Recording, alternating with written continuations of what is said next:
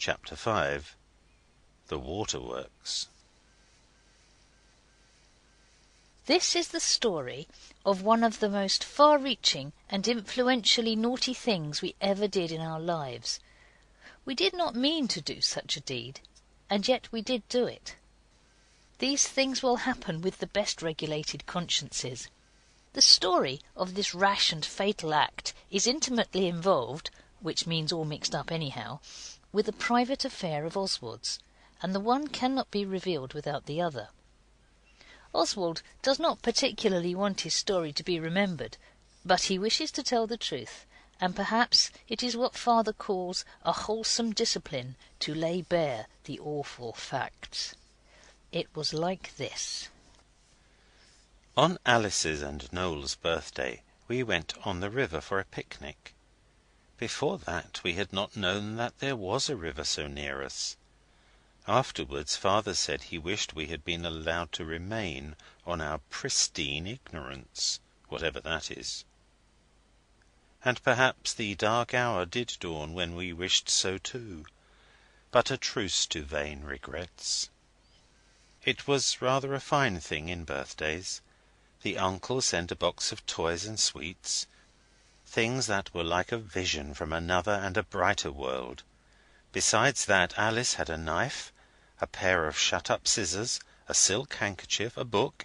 It was the golden age and is A1, except where it gets mixed with grown-up nonsense. Also a work case lined with pink plush, a boot bag, which no one in their senses would use because it had flowers in wool all over it.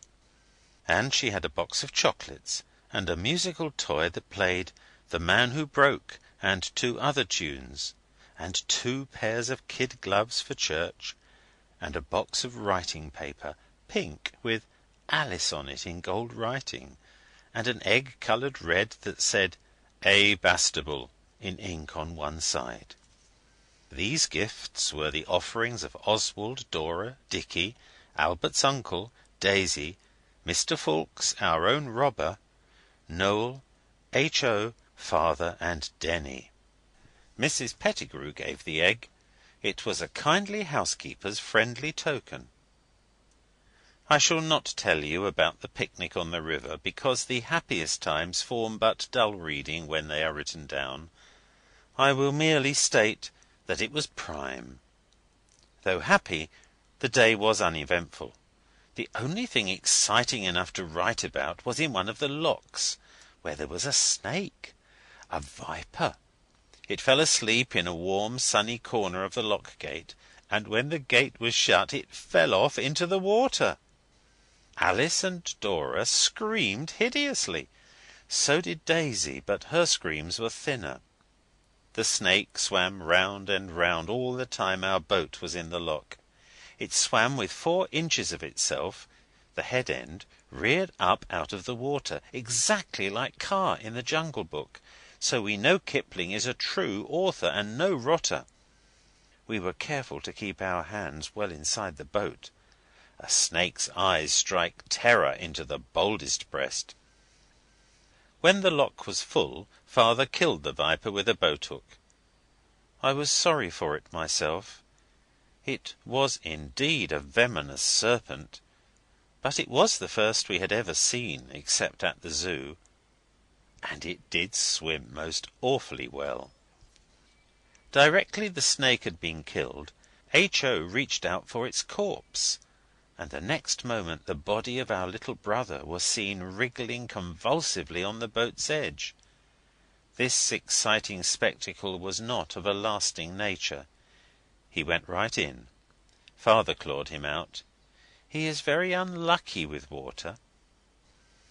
Being a birthday, but little was said. H.O. was wrapped in everybody's coats and did not take any cold at all. This glorious birthday ended with an iced cake and ginger wine, and drinking hells. Then we played whatever we liked. There had been rounders during the afternoon. It was a day for ever to be marked by memory's brightest, what's-his-name. I should not have said anything about the picnic but for one thing. It was the thin end of the wedge. It was the all-powerful lever that moved but too many events. You see, we were no longer strangers to the river, and we went there whenever we could. Only we had to take the dogs and promise no bathing without grown-ups, but paddling in backwaters was allowed. I say no more. I have not enumerated Noel's birthday presents because I wish to leave something to the imagination of my young readers. The best authors always do this.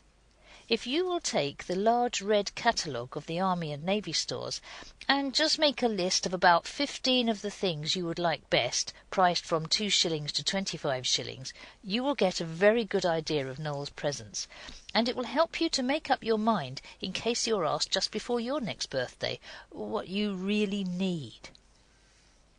One of Noel's birthday presents was a cricket ball. He cannot bowl for nuts, and it was a first-rate ball. So some days after the birthday, Oswald offered him to exchange it for a coconut he had won at the fair, and 2 pencils, new, and a brand new notebook. Oswald thought, and he still thinks, that this was a fair exchange, and so did Noel at the time, and he agreed to it, and was quite pleased till the girls said it wasn't fair and Oswald had the best of it. And then that young beggar Noel wanted the ball back, but Oswald, though not angry, was firm. You said it was a bargain, and you shook hands on it, he said, and he said it quite kindly and calmly. Noel said he didn't care, he wanted his cricket ball back, and the girls said it was a horrid shame. If they had not said that, Oswald might yet have consented to let Noel have the beastly ball, but now, of course, he was not going to.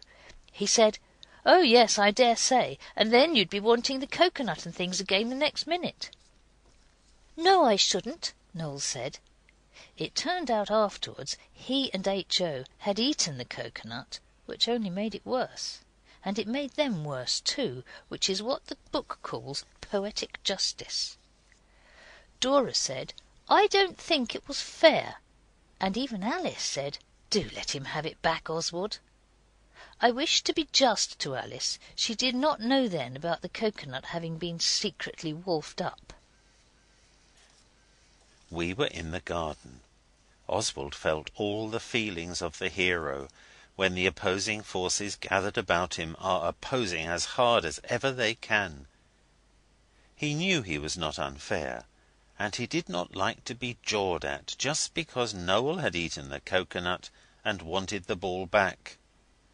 Though Oswald did not know then about the eating of the coconut, but he felt the injustice in his soul all the same. Noel said afterwards he meant to offer Oswald something else to make up for the coconut, but he said nothing about this at the time. "Give it me, I say," Noel said, and Oswald said, "Shan't." Then Noel called Oswald names, and Oswald did not answer back, but just kept smiling pleasantly and carelessly throwing up the ball and catching it again with an air of studied indifference.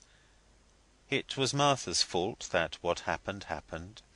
She is the bulldog and very stout and heavy.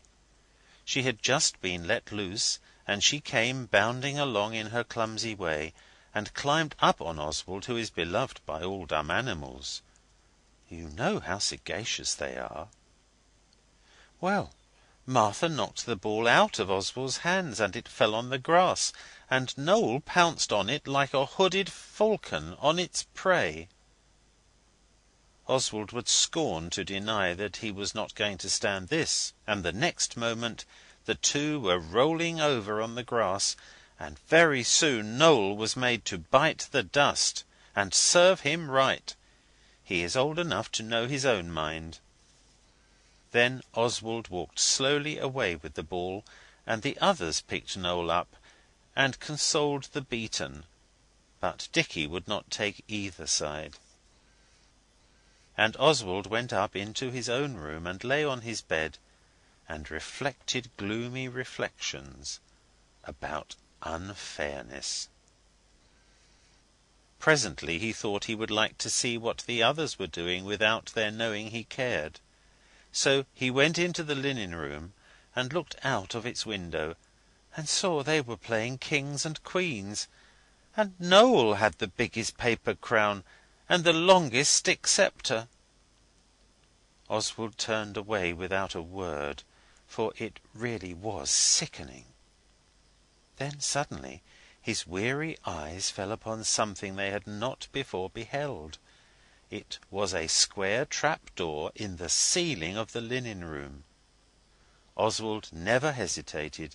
He crammed the cricket ball into his pocket and climbed up the shelves and unbolted the trap-door and shoved it up and pulled himself up through it. Though above all was dark and smelt of spiders, Oswald fearlessly shut the trap-door down again before he struck a match. He always carries matches. He is a boy fertile in every subtle expedient. Then he saw he was in the wonderful mysterious place between the ceiling and the roof of the house. The roof is beams and tiles. Slits of light show through the tiles here and there. The ceiling on its other and top side is made of rough plaster and beams. If you walk on the beams, it is all right. If you walk on the plaster, you go through with your feet. Oswald found this out later, but some fine instinct now taught the young explorer where he ought to tread and where not. It was splendid. He was still very angry with the others, and he was glad he had found out a secret they jolly well didn't know. He walked along a dark, narrow passage. Every now and then cross-beams barred his way, and he had to creep under them. At last a small door loomed before him with cracks of light under and over. He drew back the rusty bolts and opened it. It opened straight onto the leads, a flat place between two steep red roofs, with a parapet 2 feet high back and front, so that no one could see you. It was a place no one could have invented better than, if they had tried, for hiding in.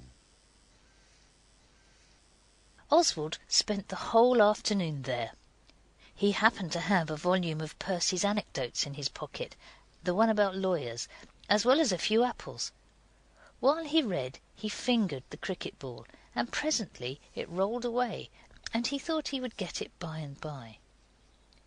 When the tea bell rang, he forgot the ball and went hurriedly down, for apples do not keep the inside from the pangs of hunger.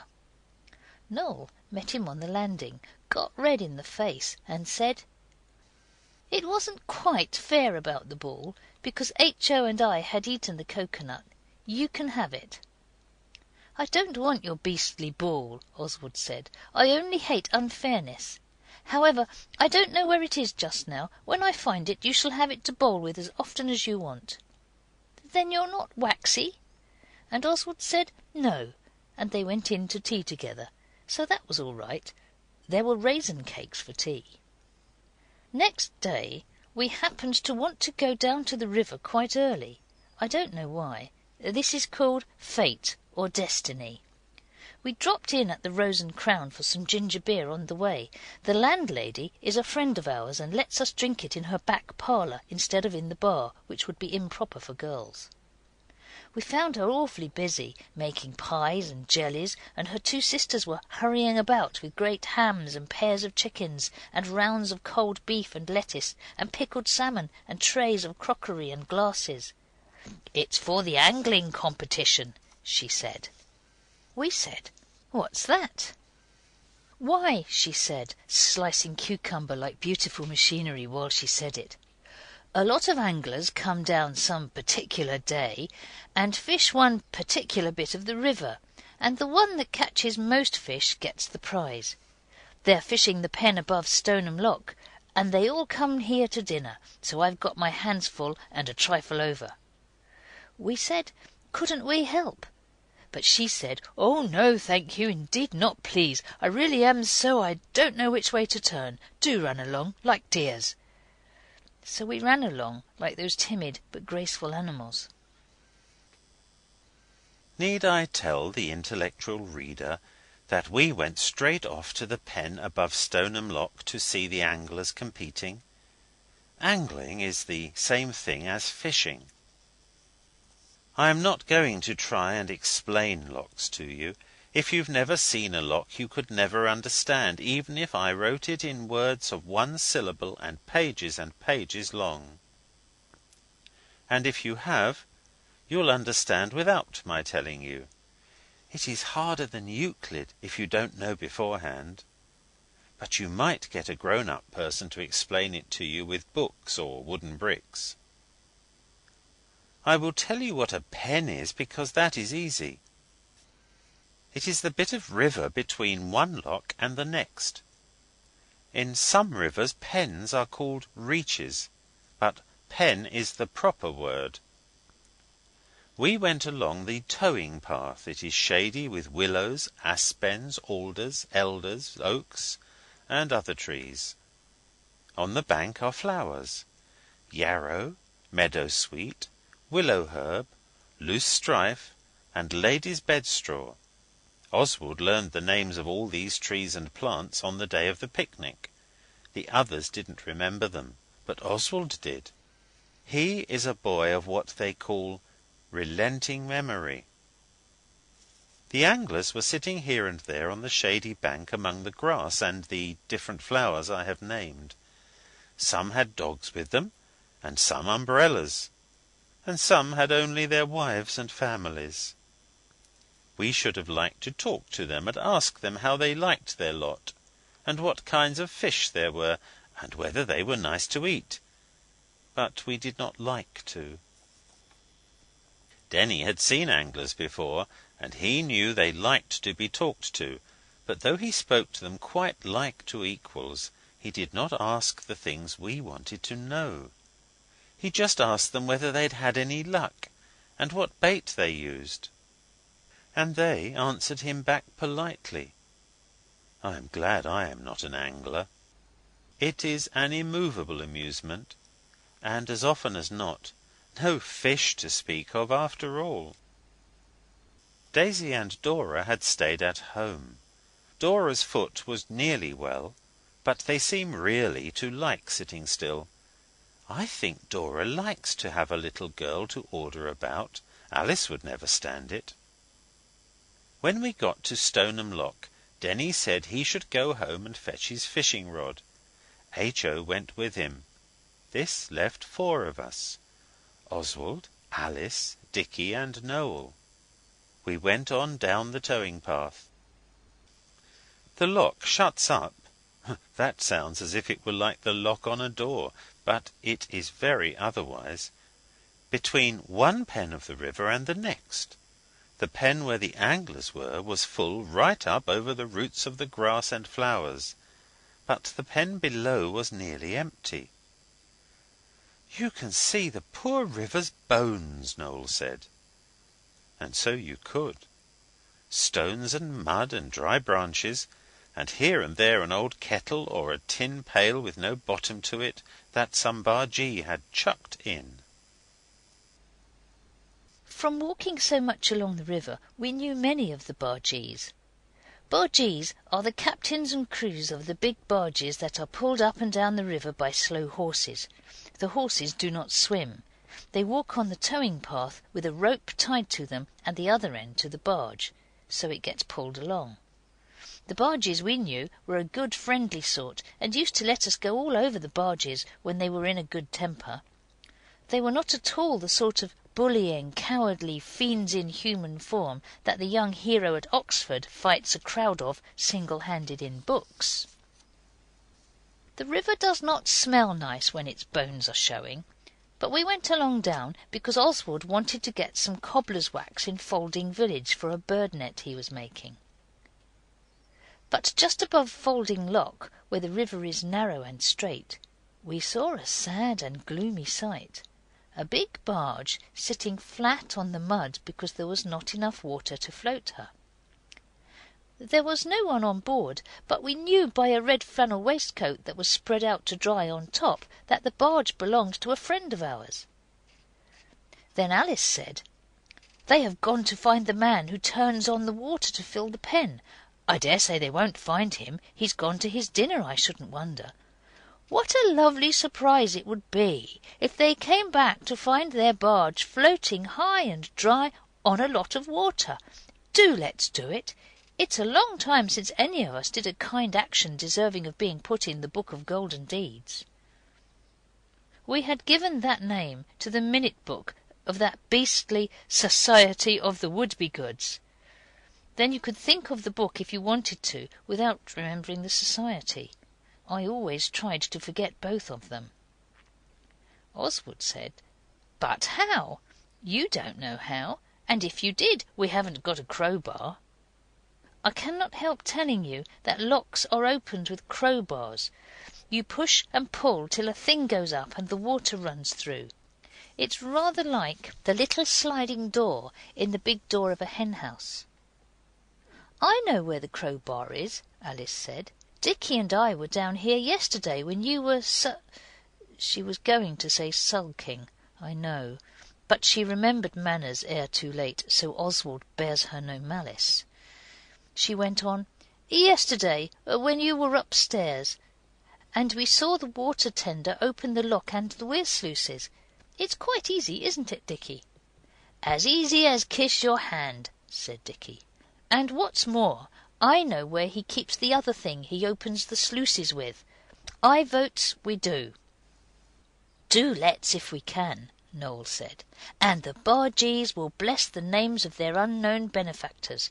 They might make a song about us and sing it on winter nights as they pass round the wassail bowl in front of the cabin fire." Noel wanted to very much, but I don't think it was altogether for generousness, but because he wanted to see how the sluices opened. Yet perhaps I do but wrong the boy. We sat and looked at the barge a bit longer, and then Oswald said, well, he didn't mind going back to the lock and having a look at the crowbars. You see, Oswald did not propose this. He did not even care very much about it when Alice suggested it. But when we got to Stoneham Lock, and Dicky dragged the 2 heavy crowbars from among the elder bushes behind a fallen tree, and began to pound away at the sluice of the lock, Oswald felt it would not be manly to stand idly apart, so he took his turn. It was very hard work, but we opened the lock sluices, and we did not drop the crowbar into the lock either, as I have heard of being done by older and sillier people. The water poured through the sluices all green and solid, as if it had been cut with a knife, and where it fell on the water underneath the white foam spread like a moving counterpane. When we had finished the lock we did the weir, which is wheels and chains, and the water pours through over the stones in a magnificent waterfall and sweeps out all round the weir pool. The sight of the foaming waterfalls was quite enough reward for our heavy labours, even without the thought of the unspeakable gratitude that the bargees would feel to us when they got back to their barge and found her no longer a stick in the mud, but bounding on the free bosom of the water. When we had opened all the sluices, we gazed a while on the beauties of nature, and then went home because we thought it would be more truly noble and good not to wait to be thanked for our kind and devoted action, and besides it was nearly dinner time, and Oswald thought it was going to rain. On the way home we agreed not to tell the others, because it would be like boasting of our good acts. "They will know all about it," Noel said, "when they hear us being blessed by the grateful bargees, and the tale of the unknown helpers is being told by every village fireside, and then we can write it in the good deed book." Then we went home. Denny and H.O. had thought better of it, and they were fishing in the moat. They did not catch anything. Oswald is very weather-wise, at least so I have heard it said, and he had thought there would be rain. There was. It came on while we were at dinner, A great, strong, thundering rain coming down in sheets. The first rain we had had since we came to the Moat House. We went to bed as usual. No presentiment of the coming awfulness clouded our young mirth. I remember Dicky and Oswald had a wrestling match, and Oswald won. In the middle of the night, Oswald was awakened by a hand on his face. It was a wet hand and very cold. Oswald hit out, of course, but a voice said in a hoarse, hollow whisper, "Don't be a young ass. Have you got any matches? My bed's full of water. It's pouring down from the ceiling." Oswald's first thought was that perhaps by opening those sluices we had flooded some secret passage which communicated with the top of Moat House, but when he was properly awake he saw that this could not be, on account of the river being so low. He had matches. He is, as I said before, a boy full of resources. He struck one and lit a candle. And Dicky, for it was indeed he, gazed with Oswald at the amazing spectacle. Our bedroom floor was all wet in patches. Dicky's bed stood in a pond, and from the ceiling water was dripping in rich profusion at a dozen different places. There was a great wet patch in the ceiling, and that was blue instead of white like the dry part, and the water dripped from different parts of it. In a moment Oswald was quite unmanned. "Crikey!" he said in a heartbroken tone, and remained in an instant plunged in thought. "What on earth are we to do?" Dicky said. And really for a short time even Oswald did not know. It was a blood-curdling event, a regular facer. Albert's uncle had gone to London that day to stay till the next, yet something must be done. The first thing was to rouse the unconscious others from their deep sleep, because the water was beginning to drip on their beds, and though as yet they knew it not, there was quite a pool on Noel's bed, just in the hollow behind where his knees were doubled up, and one of H.O.'s boots was full of water that surged wildly out when Oswald happened to kick it over. We woke them. A difficult task, but we did not shrink from it.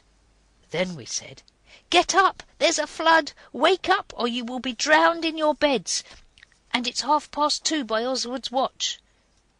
They awoke slowly and very stupidly. H.O. was the slowest and stupidest. The water poured faster and faster from the ceiling. We looked at each other and turned pale, and Noel said, "Hadn't we better call Mrs. Pettigrew?" But Oswald simply couldn't consent to this. He could not get rid of the feeling that this was our fault somehow for meddling with the river, though of course the clear star of reason told him it could not possibly be the case. We all devoted ourselves heart and soul to the work before us. We put the bath under the worst and wettest place, and the jugs and basins under lesser streams, and we moved the beds away to the dry end of the room. Ours is a long attic that runs right across the house. But the water kept coming in worse and worse. Our nightshirts were wet through, so we got into our shirts and knickerbockers, but preserved bareness on our feet. And the floor kept on being 1/2 inch deep in water, however much we mopped it up. We emptied the basins out of the window as fast as they filled, and we bailed the bath with a jug without pausing to complain how hard the work was. All the same, it was more exciting than you can think. But in Oswald's dauntless breast he began to see that they would have to call Mrs. Pettigrew. A new waterfall broke out between the fire grate and the mantelpiece, and spread in devastating floods. Oswald is full of ingenious devices. I think I have said this before, but it is quite true, and perhaps even truer this time than it was last time I said it. He got a board out of the box room next door, and rested one end in the chink between the fireplace and the mantelpiece, and laid the other end on the back of a chair. Then we stuffed the rest of the chink with our nightgowns, and laid a towel along the plank, and behold, a noble stream poured over the end of the board right into the bath we put there ready. It was like Niagara, only not so round in shape. The first lot of water that came down the chimney was very dirty. The wind whistled outside. Noel said, "If its pipes burst, and not the rain, it will be nice for the water rates." Perhaps it was only natural after this for Denny to begin with his everlasting poetry. He stopped mopping up the water to say, By this the storm grew loud apace, the water rats were shrieking, and in the howl of heaven each face grew black as they were speaking. Our faces were black, and our hands too, but we did not take any notice. We only told him not to gas, but to go on mopping, and he did, and we all did, but more and more water came pouring down. You could not believe so much could come off one roof. When at last it was agreed that Mrs. Pettigrew must be awakened at all hazards, we went and woke Alice to do the fatal errand. When she came back, with Mrs. Pettigrew in a nightcap and red flannel petticoat, we held our breath. But Mrs. Pettigrew did not even say, "What on earth have you children been up to now?" as Oswald had feared. She simply sat down on my bed and said, "Oh dear, oh dear, oh dear," ever so many times. Then Denny said, "I once saw holes in a cottage roof. The man told me it was done when the water came through the thatch. He said if the water lies all about on top of the ceiling, it breaks it down. But if you make holes, the water will only come through the holes, and you can put pails under the holes to catch it." So we made 9 holes in the ceiling with the poker, and put pails, baths and tubs under, and now there was not so much water on the floor. But we had to keep on working like niggers, and Mrs. Pettigrew and Alice worked the same. About 5 in the morning the rain stopped, and about 7 the water did not come in so fast, and presently it only dripped slowly. Our task was done. This is the only time I was ever up all night. I wish it happened oftener. We did not go back to bed then, but dressed and went down. We all went to sleep in the afternoon, though, quite without meaning to. Oswald went up on the roof before breakfast to see if he could find the hole where the rain had come in. He did not find any hole, but he found the cricket ball jammed in the top of a gutter pipe, which he afterwards knew ran down inside the wall of the house and ran into the moat below. It seemed a silly dodge, but it was so. When the men went up after breakfast to see what had caused the flood, they said there must have been a good half-foot of water on the leads the night before for it to have risen high enough to go over the edge of the lead, and of course when it got above the lead there was nothing to stop it running down under it and soaking through the ceiling. The parapet and the roofs kept it from tumbling off down the sides of the house in the natural way. They said there must have been some obstruction in the pipe which ran down into the house. But whatever it was, the water had washed it away, for they put wires down and the pipe was quite clear. While we were being told this, Oswald's trembling fingers felt at the wet cricket ball in his pocket. And he knew, but he could not tell. He heard them wondering what the obstruction could have been, and all the time he had the obstruction in his pocket and never said a single word. I do not seek to defend him, but it really was an awful thing to have been the cause of, and Mrs. Pettigrew is but harsh and hasty, but this, as Oswald knows too well, is no excuse for his silent conduct. That night at tea Albert's uncle was rather silent too, At last he looked upon us with a glance full of intelligence, and said: "There was a queer thing happened yesterday. You know there was an angling competition. The pen was kept full on purpose. Some mischievous busybody went and opened the sluices and let all the water out. The anglers' holiday was spoiled. No, the rain wouldn't have spoiled it anyhow, Alice. Anglers like rain. The Rose and Crown dinner was half of it wasted because the anglers were so furious that a lot of them took the next train to town. And this is the worst of all. A barge that was on the mud in the pen below was lifted and jammed across the river, and the water tilted her over, and her cargo is on the river bottom. It was coals." During this speech there were 4 of us who knew not where to turn our agitated glances. Some of us tried bread and butter, but it seemed dry and difficult, and those who tried tea choked and spluttered, and were sorry they had not let it alone. When the speech stopped, Alice said, "It was us." And with deepest feelings she and the rest of us told all about it. Oswald did not say much. He was turning the obstruction round and round in his pocket, and wishing with all his sentiments that he had owned up like a man when Albert's uncle asked him before tea to tell him all about what had happened during the night.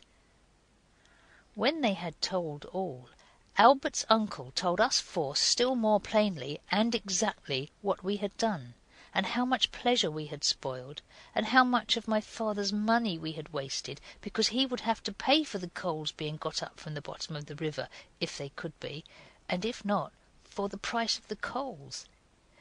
And we saw it all. And when he had done, Alice burst out crying over her plate and said, "It's no use. We have tried to be good since we've been down here. You don't know how we've tried, and it's all no use. I believe we are the wickedest children in the whole world, and I wish we were all dead."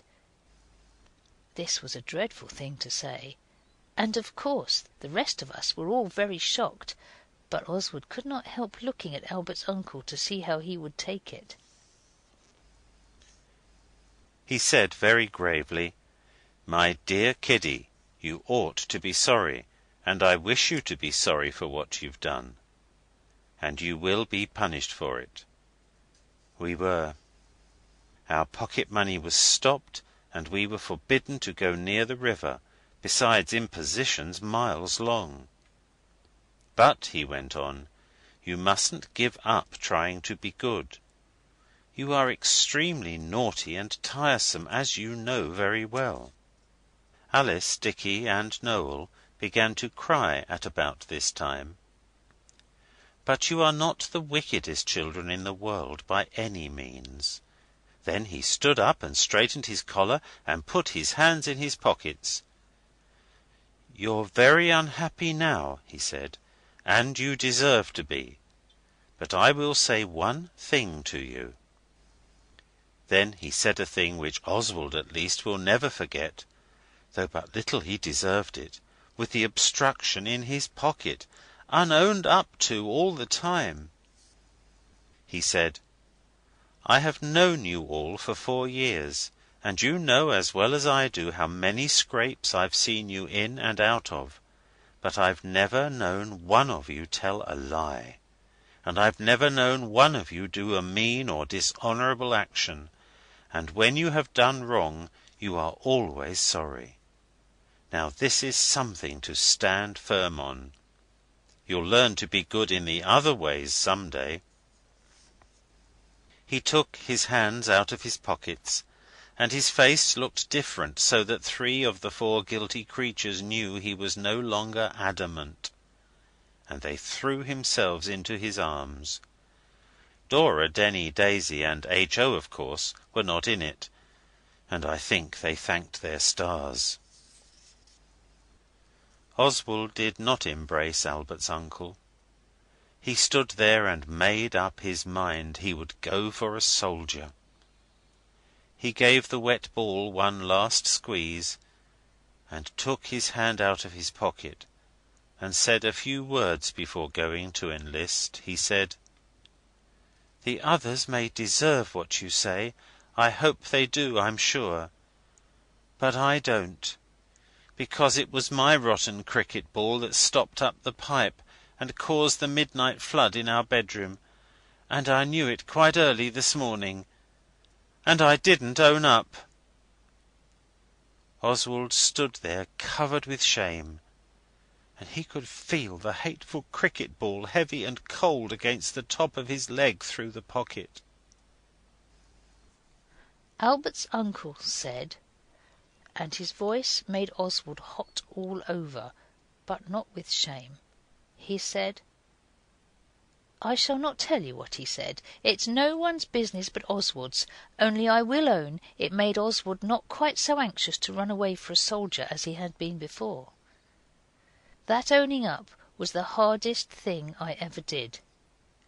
They did put it in the book of golden deeds, though it was not a kind or generous act, and did no good to anyone or anything except Oswald's own inside feelings. I must say I think they might have let it alone. Oswald would rather forget it, especially as Dicky wrote it in and put this: Oswald acted a lie, which he knows is as bad as telling one.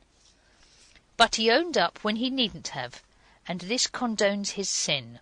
We think he was a thorough brick to do it. Alice scratched this out afterwards and wrote the record of the incident in more flattering terms, but Dicky had used Father's ink and she used Mrs. Pettigrew's, so anyone can read his underneath the scratching outs. The others were awfully friendly to Oswald, to show they agreed with Albert's uncle in thinking I deserved as much share as anyone in any praise there might be going. It was Dora who said it all came from my quarrelling with Noel about that rotten cricket ball. But Alice, gently yet firmly, made her shut up. I let Noel have the ball. It had been thoroughly soaked, but it dried all right. But it could never be the same to me after what it had done, and what I had done. I hope you will try to agree with Albert's uncle, and not think foul scorn of Oswald because of this story. Perhaps you have done things nearly as bad yourself sometimes. If you have, you will know how owning up soothes the savage breast and alleviates the gnawings of remorse. If you have never done naughty acts, I expect it is only because you never had the sense to think of anything. End of chapter 5. Read by Alan and Hazel Chant of Tunbridge,